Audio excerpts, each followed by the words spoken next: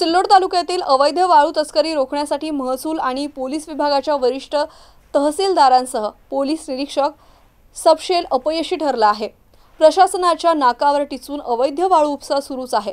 महसूल विभागाचे पथक कुठे गेलं? सर्वसामान्य जनतेला असा प्रश्न पडलाय।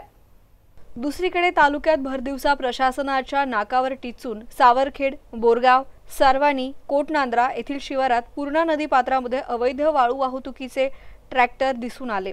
तहसीलदार सतीश सोनी, महसूल विभागाचे व्यवस्थापन केलेले पथक कुठे गेले असा प्रश्न आता निर्माण होतोय। तालुक्यातील सावरखेडा, बोरगाव, सारवाणी, देऊळगाव बाजार, कोटनांद्रा, वाडी आदी गावातील पूर्णा, चारणा नदीनं चक्क जेसीबीनं वाळू भरली जाते। महसूल आणि पोलीस प्रशासन कोमात, अवैध वाळू चोरटे जोमात असे चित्र सध्या तालुक्यात बघायला मिळते। तसं अवैध वाळू उपसा चोर, पोलीस आणि महसूल प्रशासनाच्या सहकार्याने वाळू उपसा चालतो का असं चित्र आता दिसून येते। विशाल चव्हाण, MCN न्यूज, भराडी, सिल्लोड।